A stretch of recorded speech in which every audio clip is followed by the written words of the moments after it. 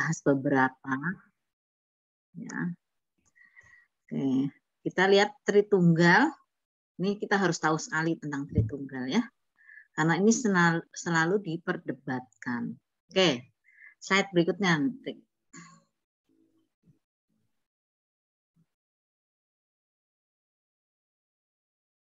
Yuk kita baca dulu sekali lagi Roma 11 ayat 33 dan 36.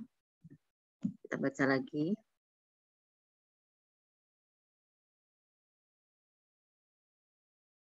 Silakan membaca.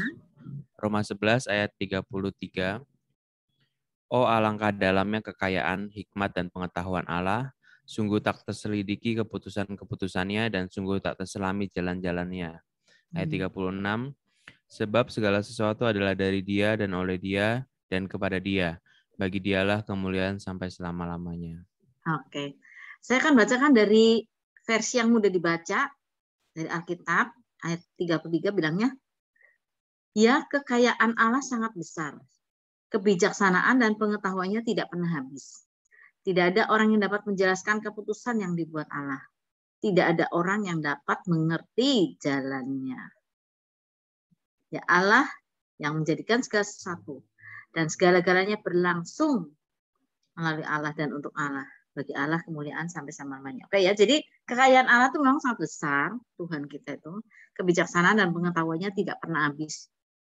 Dan tidak ada yang dapat menjelaskan keputusan yang dibuat Allah. Tidak ada yang mengerti jalannya. Nah, ya saya bilang bahwa bumi ini adalah tumpuan kakinya, maka kita harus tahu tumpuan kaki bumi. Nah, Tuhannya seberapa besar gitu loh. Pasti dia jauh-jauh lebih besar daripada tumpuan kaki dong. Tumpuan kaki itu kayak kalau istilahnya orang Jawa itu dingklik namanya. Nah, kalau bumi itu terletak di bawah kakinya, kecil begitu, buat tumpangan kaki, orangnya tuh pasti nggak kelihatan. Pulau-pulau aja cuma kelihatan begitu, orang tuh nggak kelihatan.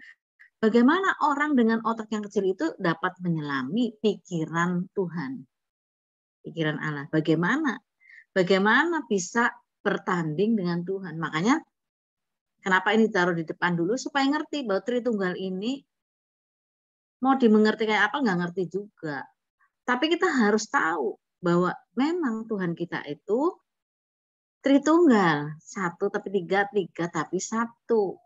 Banyak orang nggak ngerti, ya udah jangan marah karena memang orang tuh apalagi nggak di dalam Tuhan, di dalam Yesus, orang dalam Yesus saja nggak ngerti, apalagi yang di luar Yesus nggak ngerti. Nah kita minta hikmat dari Roh Kudus supaya ngerti ya. Pagi hari ini kita bisa menjelaskan pada orang lain dan jelas juga buat diri kita sendiri. Ya, slide berikutnya, Nick. Silahkan. Nah, sifat dasar Allah itu tidak dapat dipisah-pisahkan atau dibagi. Kita baca lagi Ulangan 6 ayat 4. Shema Israel ya. Ulangan 6 ayat 4. Silahkan, ada lagi yang baca. Ulangan 6 ayat 4. Dengarlah hai orang Israel, Tuhan itu Allah kita, Tuhan itu Esa. Dengarlah hai orang Israel, Tuhan Allah kita itu Esa ya. Tuhan itu Esa. Lihat ya. Dan itu Esa. Sejak kapan Esa? Sejak Kejadian udah Esa. Sejak kapan dia tiga? Ya sejak Kejadian juga tiga. Tuhan itu Esa. Oke? Ya? Nggak ngerti? Ya maaf. Ya memang kayak gitu. Otak kita tuh kecil sih ya. Nggak bisa menampung pikiran Tuhan toh. Ya kita jangan terlalu jengkel dengan orang lain atau diri sendiri. Kita yakin aja, kita imani bahwa dia itu Esa. Ya? Oke. Jadi dia tidak dapat dibagi-bagi. Pernyataan Yesus di Markus 12 ayat 29, saya baca dari versi mudah dibaca. Ayat 29 bilangnya, jawab Yesus, perintah yang terpenting ialah dengarkan hai Israel, Tuhan Allah kita adalah satu. Gitu ya, Tuhan Allah kita adalah satu-satunya Tuhan. Kalau di terjemahan biasa, hukum yang terutama itu ialah dengarlah hai orang Israel, Tuhan Allah kita itu, Tuhan itu Esa. Esa. Tuhan itu Esa. Oke ya, luar biasa ya. Tuhan kita esa seperti itu. Nah, gimana lagi? Coba kita naikkan ini slide-nya satu lagi, Rik. Coba di bawahnya. Oke, kalau dibilang Tuhan itu esa, yang jadi persoalan itu adalah Yesus. Orang Muslim bilang Allah itu tidak beranak dan tidak diperanakan. Ya memang benar. Allah itu tidak beranak dan tidak diperanakan. Kita setuju. Kalau mereka ngomong kayak gitu, kita setuju. Memang Allah tidak beranak dan tidak diperanakan. Mungkin kalian harus dengar di YouTube tentang Tritunggal ini dibawakan oleh Pendeta Bambang Nursena. Ya jelas sekali ya, dia dari Muslim dulunya ya. Jadi dia konfrontasinya dengan Muslim. Karena yang mempersoalkan kita ini, Yesus ini tentang Allah tidak beranak dan tidak diperanakan tuh orang Muslim terus. Dan mereka nggak ngerti. Ya kita juga ngerti kalau mereka nggak ngerti. Wong kita juga kadang-kadang nggak ngerti. Kalau tidak dengan hikmat dari Roh Kudus, nggak ngerti juga. Sudah dengan hikmat pun kita masih kadang-kadang loh, kok lucu ya, kok bisa ya satu tapi tiga, tiga tapi satu ya. Jadi gimana waktu Yesus ada di bumi, di surga ada nggak Tuhan juga? Nah, kita nggak bisa kepikiran seperti itu karena memang otak kita kecil. Otak kita itu nggak bisa menangkap pikiran Tuhan. Pikirannya banyak sekali. Tidak ada yang menasihati dia. Tadi kita sudah baca bahwa dia itu luar biasa, gitu ya. Oke ya, jadi Allah itu tidak tidak beranak dan tidak diperanakan. Nah, ini yang penting diambil dari Yohanes. Kita lihat lagi Yohanesnya. Yohanes pasal yang pertama. Kitab Yohanes itu seharusnya dibaca oleh pemula, oleh para petobat baru. Dimulai dari kitab Yohanes. Ya, jadi kalau kita menganjurkan seseorang, kita kasih Alkitab kita kasih dia Alkitab, jangan disuruh baca dari Kejadian ya. Kalau Kejadian segala macam itu kayak sejarahnya orang Israel kan. Apalagi kalau nanti disuruh baca Kejadian sampai di Bilangan atau sampai di Imamat, waduh, pusing itu ya. Jadi kita suruh dia baca Perjanjian Baru dulu. Perjanjian Baru yang mana? Yohanes duluan. Ya, kita masih ingat waktu dulu kita mempelajari tentang Yohanes, kita mempelajari tentang kitab Injil. Saya waktu itu sudah pernah bilang kitab Injil itu Matius, Markus, Lukas, Yohanes. Maka kalau Matius itu menerangkan bahwa Yesus adalah raja. Karena itu dia membuka prolognya yang pertama itu dengan silsilah. Membuktikan bahwa Yesus itu keturunan Raja Daud secara manusia seperti itu. Yesus adalah raja. Nah, ke Yohanes dia membuka dengan pada mulanya adalah firman dan firman itu telah menjadi manusia. Jadi dia mengatakan di kitab Yohanes bahwa Yesus itu adalah Tuhan. Ya. Yohanes bilang Yesus adalah Tuhan. Matius bilang Yesus adalah raja. Markus bilang bahwa Yesus adalah pekerja, pelayan. Nah, sementara Lukas bilang Yesus adalah manusia. Nah, seperti itu ya. Nah, jadi lengkap ya. Kalau kita ingat pelajaran kemarin juga aku sudah cerita soal kerubim yang mukanya 4. Mukanya 1 bentuknya malaikat itu, mukanya 4. Ada manusia, ada Tuhan, ya, ada manusianya, ada raja wali, ada lembu, ada singa. Ya. Nah, manusia itu digambarkan oleh Lukas, raja wali itu Tuhan digambarkan oleh Yohanes, lembu itu digambarkan oleh Markus, dan Lukas menggambarkan muka manusianya itu seperti tadi itu ya, muka manusianya ya. Nah, yang muka singa tadi singa ya, raja ya, Matius ya, muka singa itu. Tadi dulu, muka singa itu raja itu adalah Matius, kemudian Markus itu muka lembu, itu pekerja, kemudian Lukas itu muka manusia, dan kemudian Raja Wali itu Tuhan, Yesus sebagai Tuhan. Nah itu ya, seperti itu ya. Oke, sekarang kita kembali lagi gini. Jadi siapa Yesus ini? Nah, sekali lagi ya, kita juga nggak ngerti tuh kok ada makhluk kayak gitu ya di surga ya, mukanya 4 kayak gitu. Nah, kenapa Tuhan menciptakan? Nah itu jangan dimengerti ya, nggak tahu lah. Kenapa Tuhan menciptakan seperti itu? Dia pengen menggambarkan siapa dia kepada kita ya melalui makhluk ciptaannya. Nah, sekarang sekali lagi balik lagi. Jadi siapa Yesus? Kita baca dari Yohanes dulu ayat 1, pasal 1 ayat 1 ya. Ini kita tahu semua ya. Pada mulanya adalah firman. Firman itu bersama-sama dengan Allah dan firman itu adalah Allah. Ya. Jadi pada mulanya adalah firman. Pada mulanya itu apa? Ya pada mulanya. Pada mulanya in the beginning. Maksudnya sebelum ada semuanya itu ada yang namanya firman. Sebelum dunia dijadikan, sebelum semuanya dijadikan, itu ada yang namanya firman. Nah ya, pada mulanya adalah firman. Firman itu bersama-sama dengan Allah dan firman itu ada Allah. Firman itu Allah, bukan yang lain.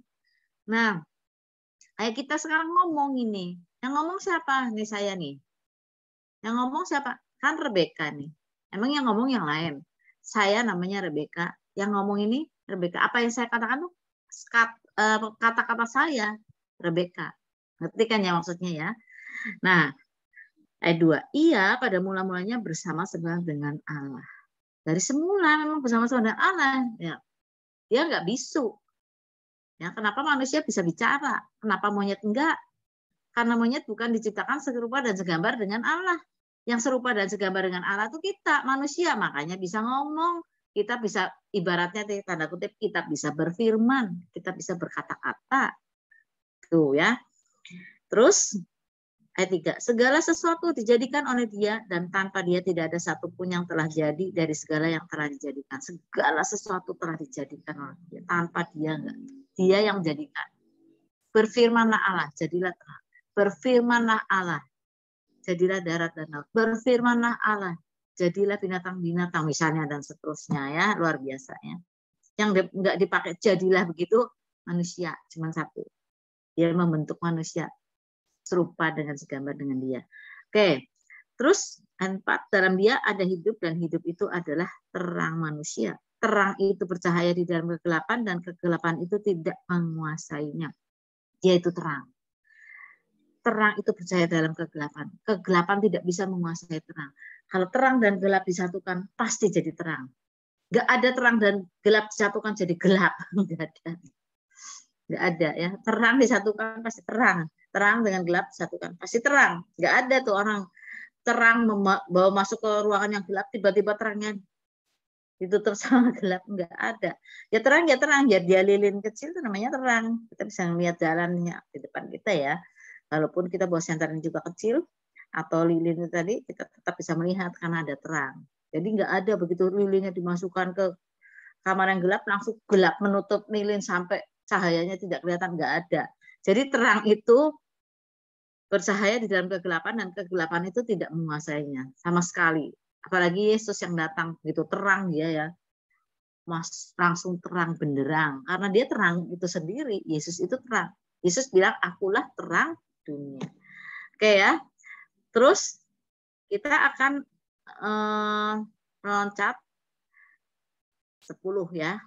9-nya. Terang yang sesungguhnya yang menerangi setiap orang sedang datang ke dalam dunia. Ya sudah datang. Ia telah ada dalam dunia dan dunia dijadikan olehnya tetapi dunia tidak mengenalnya. Sampai sekarang banyak orang tidak mengenal dia. Kira-kira kita kenal dia enggak? Harusnya kenal ya, kita harus kenal sama dia. Kenalnya dari mana nih? Ya baca firman Tuhan dan berdoa. Berdoa itu kan berarti bercakap-cakap dengan dia ya. Kalau kita bercakap-cakap dengan seseorang berarti kita kenal kan. Kita kenal, kita tanya-tanya hobinya apa sih? Rumahnya di mana sih? Namanya siapa? Keluarganya ada siapa aja? Di sana di rumah kamu ada apa? Makannya apa? Ya, seperti itu. Itulah yang kita bisa ceritakan sama dia. Kita bercakap-cakap dengan Allah. Bukan sekedar menaruh keluhan, tapi kita bisa bercakap-cakap dan mendengar. Dia menjawab apa yang kita tanyakan. Nah, terus ayat 12 ya. Tetapi semua orang yang menerimanya diberinya kuasa supaya menjadi anak-anak Allah, yaitu mereka yang percaya dalam namanya. Jadi kalau kita percaya sama dia, dijadikan anak Allah. Ayat 14. Firman itu telah menjadi manusia dan diam di antara kita.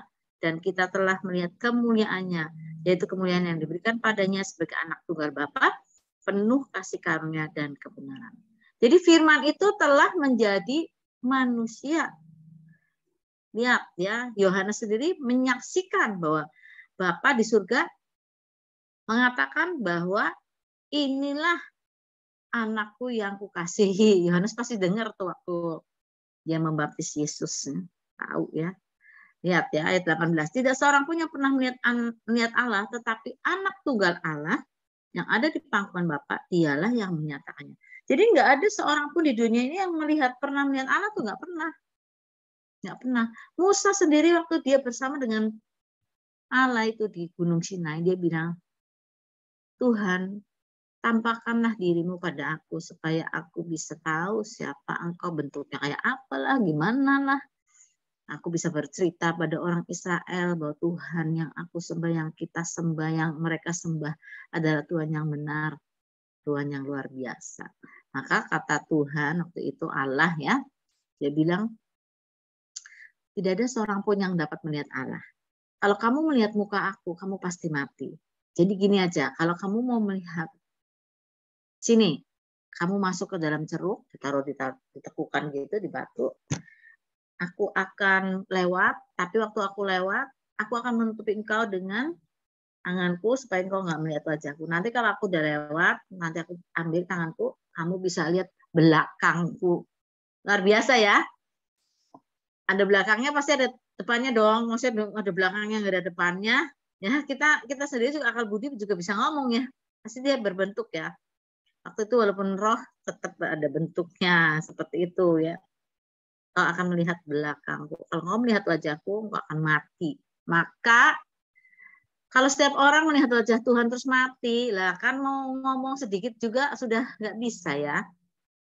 Mau ngomong apa-apa nggak bisa. Karena itu Tuhan itu, Allah itu turun ke bumi supaya dia bisa berhadapan muka dengan manusia dan manusia tidak mati. Supaya manusia bisa menjamah tangannya, supaya manusia dapat menjamah bajunya, supaya manusia merasakan kasihnya, karena dia sudah jadi manusia, dia dekat. Ya, karena itu disebut anak tunggal Allah. Tidak seorang pun yang pernah melihat Allah, tetapi anak tunggal Allah yang ada di pangkuan Bapa, dialah yang menyatakannya. Terus kita jangan bayangin, di pangkuan Bapa berarti anak beneran. Nah ini kan satu kalimat kayak kita misalnya dulu ya waktu zamannya aku sih dulu ada kalimat peribahasa, kalimat pengandaian segala macamnya. Cuman anak-anak sekarang nih yang nggak ngerti. Ditanya peribahasa nggak tahu. Kalau aku bilang setali 3 uang nggak ngerti. Kamu nggak ngerti juga kan setali 3 uang itu apa? Misalnya itu ya. Setali 3 uang emang apa? Nah, itu pengandaian. Setali 3 uang itu artinya sama aja gitu loh. Setali itu artinya dulu tuh ada ya, uang tuh pakai sen-senan ya. Setali, seketip, sekelip. Nah, nggak ada anak-anak sekarang nggak ngerti ya. Setali itu 25 sen, satu ketip itu 10 sen, terus kelip itu satu kelip itu 5 sen. Maka kalau 25 sen setali itu sama dengan 3 uang. Artinya 3 uang tuh 10 sennya 2 dan 5 sennya 1. Jadi setali itu terdiri dari 3 uang. Setaliannya sendiri bisa, tapi sama aja dengan 3 uang. 10 tambah 10 tambah 5. Sama aja. Jadi kalau aku bilang, lah setali 3 uang nih orang. Nah, berarti sama aja sama yang lalu. Misalnya gitu ya. Karena sekarang nggak tahu. Nah, ini juga yang ada di pangkuan Bapak jangan dipikir, wah bayi ini ada di pangkuan Bapak. Jadi beranak nih. Ibunya siapa? Lah itu jangan dipikir-pikir seperti itu. Dia tidak diperanakan dan tidak Allah itu tidak beranak dan tidak diperanakan. Nggak begitu. Itu artinya pengandaian. Artinya dia bersama-sama dengan Allah sejak semulanya. Kita harus kembali ke ayat yang pertama. Dia bilangnya, pada mulanya adalah firman. Firman itu bersama-sama dengan Allah. Dan firman itu adalah Allah. Ia pada mulanya bersama-sama dengan Allah. Dia firman. Dia ada sama-sama Allah. Dia sama-sama Bapa. Dia sama. Ya, makanya kalau di surga itu kata orang yang waktu itu saya baca kesaksian orang di WA yang sembuh dari COVID ya. Dia bilang dia udah rohnya itu sudah keluar, dibawa ke sorga, dia ketemu Yesus. Dan Yesus di sorga itu dipanggilnya Bapa. Yesus itu dipanggilnya Bapa di sorga. Jadi memang dia Allah itu esa. Allah itu esa. Kok gimana gitu Bu? Ya sudah, kayak gitu, berimanlah. Allah itu esa. Nah, dia ada, kata Yesus, aku dan Bapa adalah satu. Nah, kalau satu jangan dibagi-bagi. Oke. Terusnya, jadi Yesus adalah firman Allah ya. Nah, Yesus adalah firman Allah. Yesus itu sama dengan firman, bukan gelar. Tapi hakikat Yesus Kristus. Kristus itu gelar. Kristus itu yang diurapi. Tapi Yesus adalah firman. Firman itu hakikat. Hakikatnya dia. Memang dia itu firman. Jadi misalnya kayak kita orang. Itu hakikatnya kita. Kita bukan monyet, bukan lembu lah. Itu kita orang. Yesus itu adalah firman. Firman Allah dia. Ya, tapi hakikatnya Yesus, tetapi hakikat Yesus itu Kristus. Kristus itu gelar, dia Mesias, dia yang diurapi, gelarnya banyak. Itu ya. Oke, Yesus adalah firman Allah. Terusnya Rick. Firman itu adalah identitas siapa Yesus sebelum menjadi manusia. Nah, coba di Kejadian pasal pertama ya. Kita baca Kejadiannya. Ini biarpun buka Alkitab baru Kejadian pasal pertama kita udah tahu ini ya. Lihat ya. Pada mulanya Allah menciptakan langit dan bumi. Bumi belum berbentuk dan kosong. Gelap gulita menutupi samudera raya. Dan roh Allah melayang-layang di atas permukaan air. Nah, pada mulanya Allah ada roh. Ayat 3. Berfirmanlah Allah. Jadilah terang, firman. Jadi ada Bapa Elohim, ada Roh Elohim, ada firman Elohim, Yesus Kristus. Ya, 3 ya. Lihat ya, 3 ya. Kalau niatin bahasa aslinya sih pada lebih ngerti ya. Kalian belajar bahasa Ibrani lebih ngerti ya. Nah, seperti itu. Oke. Terusnya, jadi identitasnya memang dia firman, dia bersama-sama dengan Allah. Betul, tadi Yohanes ngomong, betul. Yohanes dan Kejadian. Terusnya, Rick. Tritunggal itu bukan ciptaan orang Kristen. Maaf ya, bukan orang Kristen yang menciptakan.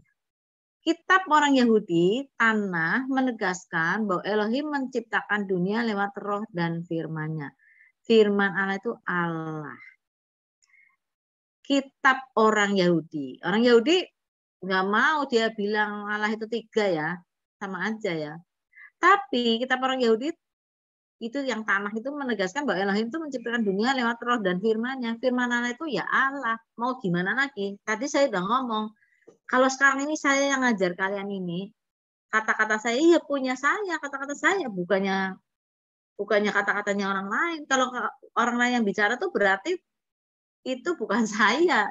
Kalau saya sekarang ngomong, lah ya ini firman Tuhan ini sekarang saya ngomong. Ya Yesus adalah firman. Allah menciptakan, Elohim menciptakan dunia lewat roh dan firman-Nya. Firman Allah itu adalah Allah. Oke. Terus rohnya nih. Jadi Allah, rohnya dan firman-Nya itu siapa duluan? Ini duluan siapa?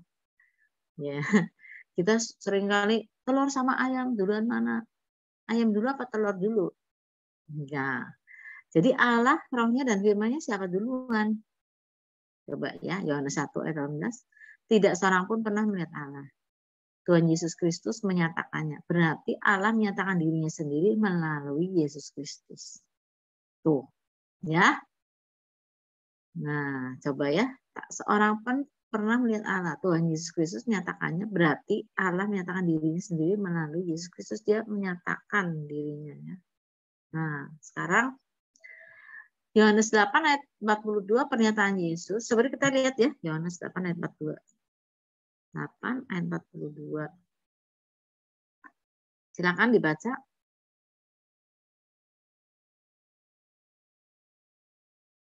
Yohanes 8 ayat 42.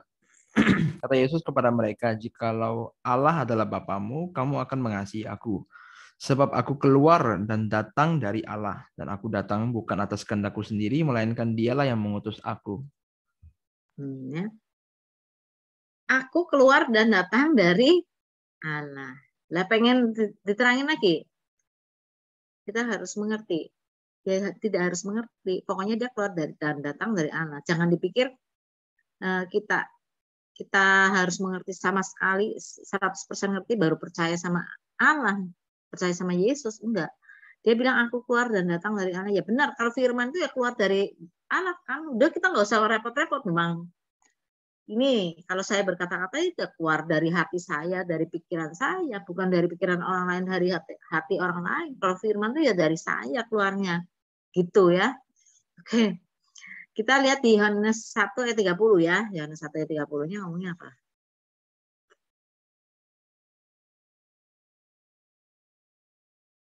Yohanes 1 ayat 30.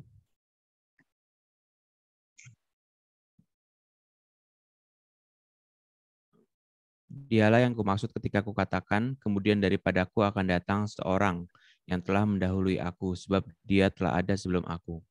Yang ngomong siapa ini? Dia telah ada sebelum aku. Yang ngomong siapa?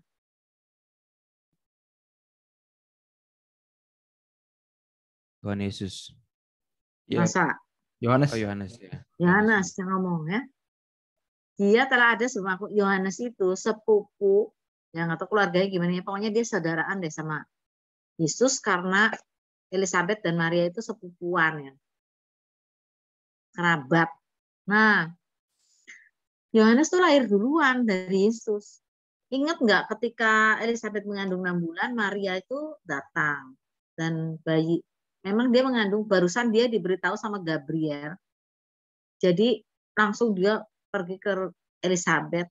Dan itu Elizabeth sudah mengandung 6 bulan. Dan bayi dalam kandungan Elizabeth namanya Yohanes itu melonjak kegirangan. Kita baca ya di kitab suci. Seperti itu, dalam Alkitab seperti itu. Berarti Yohanes dan Yesus itu lahirnya Yohanes duluan. Karena Yohanes itu 6 bulan lebih tua dari Yesus. Nggak ada perempuan dari zaman dulu sampai sekarang itu mengandung itu 3 bulan. Nggak ada. Kalau ngandung itu pasti 9 bulan. 40 minggu menurut kedokteran. 40 minggu ya. Makanya untuk anak-anak yang misalnya mengandung duluan, terus ngakunya waktu lahir itu apa namanya muda, lahir apa namanya itu, lahir prematur. Itu kita bisa lihat dari bayinya 3 kilo, nggak mungkin prematur, itu sudah aterem namanya kalau dokter bilang, berarti 40 minggu atau paling sedikit 39 minggu ya. Bang, saya enggak kok, saya waktu nikah saya belum hamil, tapi ini prematur dalam waktu 6 bulan saya melahirkan ini. Tapi anaknya gede. Nah, itu berarti bohongan ya, 9 bulan. Jadi seperti itu ya, nggak ada orang hamil itu 3 bulan atau 6 bulan anaknya langsung jadi 3 kilo, itu nggak mungkin. 6 bulan itu anaknya sekilo juga belum ada. Belum nyampe sekilo gitu ya. Jadi semua perempuan dari zaman dulu sampai sekarang hamil tuh 9 bulan, 40 minggu, 9 bulan lebih 10 hari. Nah, jadi Yesus dengan Yohanes, itu Tuhan Yohanes 6 bulan. Tapi kenapa Yohanes itu bilang, dia telah ada sebelum aku. Nah, itu hikmat dari siapa itu? Itu dari Tuhan. Ya, karena dia dipenuhi dengan Roh Kudus. Roh Kudus yang ngomong itu, dia telah ada sebelum aku. Ya memang udah ada sebelum aku, sebelum Yohanes.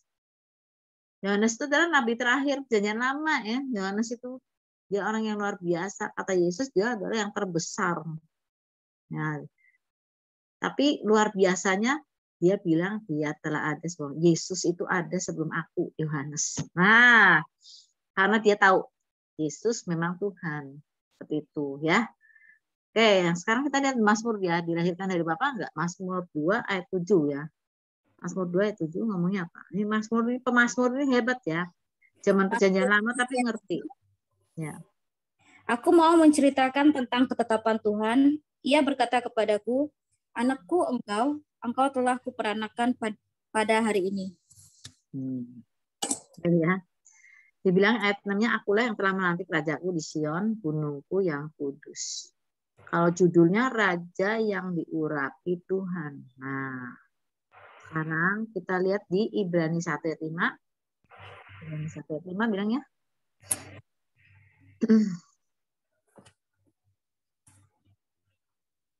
Ibrani 1 ayat 5. Karena kepada siapakah di antara malaikat-malaikat itu pernah ia katakan, anakku engkau telah kuperanakan pada hari ini, dan aku akan menjadi bapaknya, dan ia akan menjadi anakku. Jadi ini cerita tentang siapa? Cerita tentang Yesus, benar. Tapi sekali lagi dibilangnya, aku akan jadi bapaknya dan ia akan menjadi anakku, itu tadi kuperanakan pada ini dipersoalkan terus ya. Ini sekali lagi perkataan tentang setali 3 uang tadi itu. Apa namanya? Bukan istilah ya. Perandaian. Ya. Sekali lagi ya. Zaman dulu anak-anak tuh belajar loh perandaian, peribahasa. Zaman sekarang enggak ya. Bahasa Inggris juga punya perandaian. Makanya kita kalau bahasa Inggris kita terjemahkan dengan huruf per huruf, apa kata per kata, bisa salah kita ya. Bahasa Inggris juga punya perandaian seperti itu, gitu loh. Ya. Kalau dibilang it is well in my soul, artinya kalau di Indonesia kan aku baik-baik saja. Nah gitu ya. Itu misalnya ya seperti itu. Jadi kita ngerti dibilangin tentang siapa, tentang Yesus, tetapi kenapa dibilang seperti ini, supaya Bapa itu, supaya Allah itu menyatakan bahwa Yesus itu lebih tinggi dari malaikat. Dia bukan sekedar malaikat yang menjelma jadi manusia, tetapi dia adalah Tuhan sendiri, Allah sendiri yang turun. Kuperanakan artinya itu bagian dari aku. Kuperanakan yang di sini bukan berarti dia beranak. Nah nanti ini dipersoalkan terus. Buktinya Alkitab juga ngomong diperanakan. Kamu tahu nggak itu perandaian? Kalau baca apa-apa tuh jangan seperti itu. Indonesia punya perandaian. Apa namanya, orang Barat sana, orang bahasa Inggris punya perandaian, yang lain juga punya perandaian. Kita nggak bisa baca kata per kata diterjemahkan bulat-bulat seperti itu, repot. Kalau yang kayak gitu itu ya. Nah, jadi kita harus tahu ini yang seringkali dipersoalkan oleh orang Muslim tentang Allah diperanakan, Allah beranak dan diperanakan seperti itu. Tapi kita ngerti sekarang ya, Allah rohnya dan firman-Nya siapa duluan? Nggak ada yang duluan, semuanya bareng. Semuanya sama-sama. Oke? Kalaupun ketemu yang dilahirkan, diperanakan kayak gini, ini bukan menunjuk pada Allah itu beranak. Nggak ada itu ya. Nah, seperti itu ya. Kenapa disebut engkau adalah anakku dan aku bapamu misalnya? Karena Yesus nantinya itu akan diperanakan jadi anak manusia, akan lahir sebagai manusia, bukan diperanakan. Dia akan lahir sebagai manusia dan dia akan menyebut bapaknya Bapak. Makanya dia kalau berdoa Bapakku. Dia mengajar kita juga Bapa kami di surga. Ya kan? Waktu dia ada di kayu salib, pertama perkataan yang dia katakan, Bapa, ampunilah mereka, sebab mereka tidak tahu yang mereka perbuat. Nah, seperti itu. Tapi ketika dia terakhir, dia mau melepaskan nyawanya, dia berdoa yang terakhir tuh, teriakannya tuh, Eloi, Eloi, lama sabachthani. Allahku, dia nggak nyebut Bapak, Allahku, Allahku, mengapa engkau meninggalkan aku? Artinya apa? Pada waktu Yesus digantung di kayu salib itu ditinggalkan anak, karena dia sudah jadi dosa, sudah jadi menanggung dosa seluruh umat manusia ini. Jadi bapaknya meninggalkan dia karena memang tidak mau melihat dosa. Bapak memalingkan wajahnya, tubuhnya saat itu menanggung dosa sedunia gitu ya. Makanya dia nggak nyebut Bapak lagi. Tapi waktu dia bangkit, nah dia jadi Allah lagi kan. Dia memang Allah lagi kan, dia bangkit tuh. Apa dia manusia? Enggak, dia jadi Allah lagi. Makanya dia naik ke surga. Yang menyaksikan siapa? Banyak, makanya banyak yang lihat. Lebih dari 120 orang. Tuh. Yang menyaksikan banyak. Dia nggak bilang, aku naik surga loh sendirian, nggak ada yang lihat. Enggak. Saksi matanya banyak. Kalau di pengadilan saksi mata cuma 2, ini saksi mata banyak banget kalau dia naik ke surga, luar biasa. Siapa di dunia ini yang naik surga kayak gitu? Bisa kakinya terangkat langsung menghilang ke awan-awan. Nah, itu kan cuma cerita. Misalnya kayak di pewayangan Gatot Kaca bisa terbang, gitu kan. Itu seperti itu ya. Atau sekarang kalian nggak ngerti Gatot Kaca kali ya, ngertinya Power Ranger. Nah, terus apa lagi tuh yang bisa terbang tuh? Batman bisa terbang ya, Batman, Superman. Nah, itu bisa terbang. Tapi itu hanya fiksi, hanya cerita. Nggak ada manusia bisa terbang seperti itu, ya. Mendingnya di fiksi ada juga yang pakai alat sih, terbangnya pakai alat ya, itu masih masuk akal lumayan lah ya. Nah, tapi Yesus dia naik ke surga, dia balik duduk di sebelah kanan Bapa di surga. Dia memang Allah, dia memang Tuhan. Oke? Terusnya Rick. Bawahnya. Jadi Allah bisa mati. Pertanyaannya, kalau dia Allah kenapa dia mati? Nah, yang mati adalah kemanusiaannya, tubuhnya itu loh. Tubuh manusianya yang mati. Karena dia pernah lahir. Tubuh manusianya mati. Kita pernah lahir ya, kita siap-siap mati ya. Jangan dihindari terus. Banyak orang di dunia ini juga menghindari kematian, cari akal supaya hidup selamanya. Ya nggak bisa. Dan manusia mati ya. Yang mati kemanusiaannya, yang dibunuh itu kemanusiaannya. Tapi firman tidak bisa mati. Karena dia adalah Allah. Firman itu tidak bisa mati. Firman itu Allah itu ya. Karena dia adalah Allah. Dia yang tidak berkematian itu firman. Mati di kayu salib. Yaitu manusia. Manusianya mati. Tapi firmannya tidak mati. Bisa ditangkap? Ada lagi ya.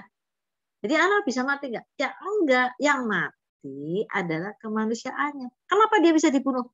Ya bisa karena yang dibunuh adalah tubuh manusianya. Manusia. Tubuh manusia itu bisa dibunuh. Kayak kita bisa dibunuh nggak? Ya bisa kita. Gitu loh. Nah, tubuh kita ini. Bisa mati? Ya bisa banget. Bisa-bisa jatuh dari beca, bisa mati juga. Bisa. Ya. Lihat kemarin ada balap motor di Mandalika, saya lihat ya ampun balap-balapannya itu tabrak-tabrakannya. Kok masih hidup semua ya, saya bilang keren sekali. Para pembalap itu sudah nggak takut mati ya. Membalap motornya miring-miring, berdiri-berdiri, aduh serem. Seperti itu ya. Tikungannya serem-serem. Wah, kalau saya suruh nikung gitu pelan-pelan dia 10 km per jam. Tikungannya serem kayak gitu. Tapi mereka bisa mati nggak? Ya bisa. Orang mereka bukan Allah. Ya kan? Kalau mereka, makanya baju mereka, helm mereka nggak bisa kayak helmnya kita tuh. Helm kita yang asal nempel itu. Yang dipakai di Kalimantan gitu nggak bisa. Itu kalau helmnya kayak gitu ya mati semua lah. Jadi ada peralatannya supaya mereka baik-baik. Dengkulnya dikasih lapis, sini sikutnya segala ya. Tapi bisa mati? Ya bisa. Nah, jadi sekali lagi ya. Yang mati dari Yesus adalah kemanusiaannya. Kalau firman tidak bisa mati karena dia adalah Allah. Dia yang tidak berkematian, firman, yaitu firman, mati di kayu salib. Mati, yang mati itu manusia. Oke? Nggak ngerti Bu? Ya udah ini dulu, direkam dulu, terus direnungkan ya. Terus minta hikmat dari Roh Kudus supaya ngerti. Gitu ya. Kalau kita beriman pada Yesus, kita minta bimbingan dari Roh Kudus, kita bisa ngerti. Terus nyari. Ya. Firman Allah telah menjadi manusia. Firman Allah menjadi manusia. Firman Allah menjadi manusia. Keluar dari Allah. Firman Allah yang tidak kelihatan jadi kelihatan karena menjelma jadi manusia. Jadi kelihatan. Terus kita jangan berpikir gini, berarti Allah yang di surga bisu dong. Firman-Nya keluar sih. Jangan berpikir soal itu ya. Kita nggak bisa mencerna. Kita jangan sampai punya pikiran seperti itu. Kita mencerna seolah-olah Allah itu kayak kita. Ya beda lah. Sekali lagi ya. Bumi adalah tumpuan kaki Allah. Ingat, kita nggak kelihatan. Kalau dia ada di tumpuan kaki Allah, kita tuh sama sekali nggak kelihatan. Titik pun tidak. Orang pulau yang ada di tumpuan kaki itu cuma titik, apalagi kita kayak apa? Nggak kelihatan. Otak kita tuh terlalu kecil dibandingkan dengan otak Tuhan. akal budi kita terlalu kecil dibandingkan dengan Tuhan. Kita harus bersyukur sudah diciptakan sesuai dengan gambar Dia. Kayak gitu kudunya. Terima kasih, itu luar biasa. Nah, jadi firman Allah tadi nggak kelihatan kan? Kita kan saya ini bicara kan nggak kelihatan kan? Nih bentuknya apa ya? Nggak ada bentuknya. Tapi ketika itu jadi kelihatan, dia menjelma jadi manusia, namanya Yesus, maka itu bisa dijamah. Firman Allah menjadi manusia. Kata Yohanes tadi ayat 1 pasal 1 ayat 14 ya. Terus nyari. Nah, Tritunggal itu bukan suami istri yang memperanakan, ingat ya. Tritunggal itu bukan suami istri yang memperanakan. Suami sama istri itu beda orang. Betul nggak? Ada suami sama istri sama orangnya enggak kan? Itu kan namanya begicot dong. Kalau begicot tuh apa namanya? Jantan betinanya nyatu jadi satu. Kita tuh orang yang namanya suami dan istri itu beda orang, malah beda. Nggak tahu keturunannya siapa, beda orang. Nah, sekali lagi Tritunggal bukan suami istri memperanakan. Misalnya kita bayangkan Bapak itu suami, Roh Kudus itu istri, Yesus itu anak, enggak gitu. Enggak begitu. Karena Tritunggal itu bukan suami istri yang memperanakan. Sekali lagi ya, itu beda. Bapa dengan Roh ya sama, Bapa dengan Firman ya sama. Dia bukan diperanakan seperti yang kita bayangkan suami istri. Ya, sekali lagi, suami istri itu beda orang. Suami sendiri, istri sendiri. Bentuknya sendiri, ini juga sendiri. Matanya beda, ini sama ini. Telinganya beda sama ini. Apalagi alat kelaminnya beda, yang ini sama yang ini. Beda sekali. Beda orang, namanya beda. Nggak ada, saya mau menikah dengan diri saya sendiri, nggak ada. Namanya juga suami istri itu pasti beda orang. Nah, sekali lagi ya, kalau Allah kita nggak ada beda orang, dia Allah itu esa. Allah itu esa. Allah itu esa. Ya, oke. Coba itu satu, nah, tapi tiga tapi satu. Terus nyari.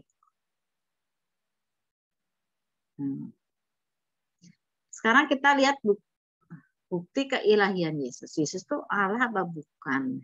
Nah, kita lihat dulu. Silakan baca Matius 28 ayat 19. Matius 28 ayat 19. Matius 28 ayat 19. Karena itu pergilah, jadikanlah semua bangsa muridku, dan baptislah mereka dalam nama Bapa dan Anak dan Roh Kudus. Ya, Yesus sendiri menyuruh orang membaptis dalam nama Bapa, Anak, dan Roh Kudus. Sederajat. Oke? Bapa, Anak, siapa nama anak? Yesus. Bapa, Anak, dan Roh Kudus. Enggak dalam nama Bapa doang. Dalam nama Bapa, Anak, dan Roh Kudus. Sederajat.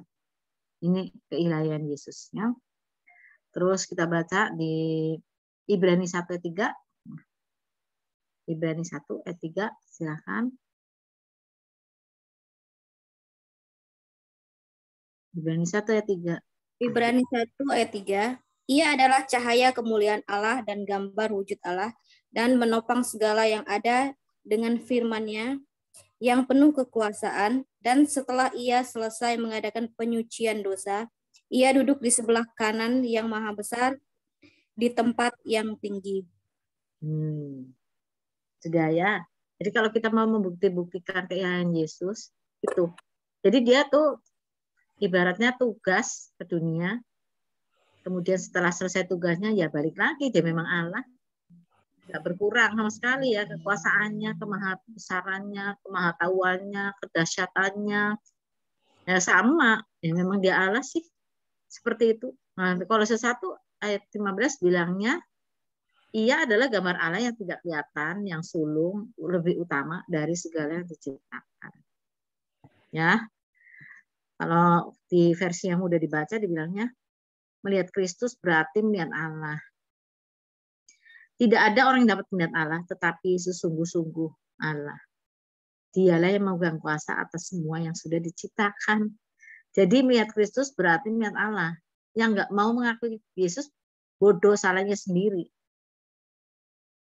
Dia sudah ibaratnya repot-repot menjelma jadi manusia, tetap nggak dipercaya. Dia menjelma jadi manusia supaya kita bisa melihat dia, supaya dia Kita bisa memegang dia, nggak mati. Kita bisa memandang wajahnya, nggak mati. Sampai sekarang suka nggak Yesus muncul? Suka loh. Yesus suka muncul. Ya, sesukanya dia mau muncul di mana ya. Dia sering muncul mendatangi orang-orang. Menunjukkan lubang di kayu, lubang di ini tangannya ya. Di sini ya. Kata Nur Afni Octavia tentang film zaman dulu. Dia bertemu Yesus di Ka'bah. Yesus menunjukkan lubangnya di tangannya sini. Seperti itu ya, keren ya. Sekarang kita balik lagi ke Yohanes. Kita lihat Yohanes 10 ayat 30. Yohanes 10 ayat 30, aku dan Bapa adalah satu. Nah, aku dan Bapa adalah satu. Yohanes 14 ayat 23 bilangnya apa? 14 ayat 23. Yohanes 14 ayat 23. Jawab Yesus, jika seorang mengasihi aku, ia akan menuruti firman-Ku, dan Bapa-Ku akan mengasihi dia, dan kami akan datang kepadanya dan diam bersama-sama dengan dia. Nah, aku dan Bapa adalah satu. Kalau mengasihi aku, berarti yang nurut firman-Ku dan Bapa. Sama aja, mau aku, mau Bapa, sama aja. Kalau dia mengasihi aku, berarti kami akan datang. Iya kan? Allah itu esa. Allah itu esa. Luar biasa ya.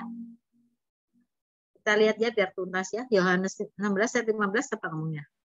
Yohanes 16 ayat 15. Segala sesuatu yang Bapa punya adalah aku punya. Sebab itu aku berkata, ia akan memberitakan kepadamu apa yang diterimanya daripadaku. Iya, jadi maksudnya kalau yang ini di versi mudah dibaca, bilangnya segala sesuatu yang merupakan milik Bapa adalah milikku. Itulah sebabnya aku mengatakan roh kebenaran akan beritakan kepadamu yang diterimanya dari aku. Ya sama aja, punya Bapa ya punya aku. Sama aja. Ya, seperti itu ya. Coba kita yang lain nanti baca sendiri ya. Kita lihat Wahyu 20 ayat 6. Wahyu nih yang seru nih Wahyu ya. Wahyu 20 ayat 6. Wahyu 20 ayat 6. Wahyu 20 ayat 6, berbahagia dan kuduslah ia yang mendapat bagian dalam kebangkitan pertama itu. Kematian yang kedua tidak berkuasa lagi atas mereka, tetapi mereka akan menjadi imam-imam Allah dan Kristus, dan mereka akan memerintah sebagai raja bersama-sama dengan dia 1000 tahun lamanya. Allah dan Kristus disebut. Nah, jadi memang dia adalah Tuhan, dia itu Allah, dia itu sama dengan Bapa sampai akhir zaman sama. Kita bersyukur ada kitab Wahyu. Kitab Wahyu hampir dihilangkan di konsili sekian zaman dulu. Dan sekarang kita bersyukur di kitab Wahyu kita bisa menyelidiki bahwa Tuhan akan datang kembali dengan segala kemuliaannya dan dia akan menyatakan dirinya sebagai Allah yang satu itu. Allah itu esa. Oke ya. Jadi dia buktinya di situ. Kita harus ingat di mana sih ada ayat-ayatnya yang membuktikan keilahian Yesus. Nah, itu di sini ya. Kalian bisa nanti mencatatnya atau ini mungkin dibagikan atau gimana, kalian harus tahu. Paling enggak di screenshot di HP supaya nanti kalau harus menerangkan pada orang lain kalian juga bisa. Selain itu saya berharap sekali bukan hanya bisa menerangkan pada orang lain, tapi kita juga yakin bahwa dia itu memang Tritunggal, dia memang Allah, dia Yesus, Allah kita, Bapa kita juga. Terusnya Rick, ada berapa lagi Rick? Udah habis ya? Ada 5 slide lagi, Bu. Oke, terusnya. Jadi lihat ya, kenapa Yesus itu menerima segala penyembahan, karena dia memang Yesus itu adalah Tuhan Allah. Saya rasa karena masih ada 5 ini hari Senin aja ya. Ini hari apa, Kamis ya? Hari Senin aja ya, Rik. Ya, supaya biar nggak terputus ya. Jadi nanti tinggal 5 slide lagi untuk hari Senin aja, karena nanti aku terburu-buru. Kalau terburu-buru nggak enak nih neranginnya. Oke ya. Nanti kita bertemu lagi hari Senin. Kita masih ngomong soal Tritunggal. Mungkin kalau ada pertanyaan, silakan bertanya. Lewat Japri juga boleh. Kalau saya nggak tahu jawabannya, saya akan cari. Ya, cari di mana-mana. Kalau di mana-mana nggak ada, ya pasti nyarinya ke Roh Kudus tuh ya. Pertolongan kita datangnya dari Tuhan. Oke? Ya ini aku menerangkan ini apa ya namanya ya? Semudah mungkin buat kalian. Tapi semudah mungkin juga untuk bisa diterangkan kepada orang lain. Mudah-mudahan semudah itu juga kalian bisa menerima dan semudah itu kalian menaikkan iman bahwa Yesus adalah Tuhan, itu sudah benar-benar tidak salah. Ya, luar biasa ya. Seperti itu. Oke, siapa yang mau berdoa? Yuk, mari kita berdoa. Terima kasih Tuhan Yesus buat hari ini. Teguhkan iman kami ya Tuhan, sehingga kami bisa yakin dan percaya Tuhan bahwa Allah kami ya Tuhan adalah Allah yang hebat ya Tuhan, Allah Tritunggal, sehingga kami tidak goyah ya Tuhan. Kiranya setiap kami yang mendengar dan belajar ya Tuhan, semakin mempunyai hubungan pengenalan akan Allah yang lebih baik lagi ya Tuhan. Terima kasih buat Ibu Rebecca telah mengajar kami ya Tuhan. Dalam nama Tuhan Yesus kami ucap syukur. Amin. Amin.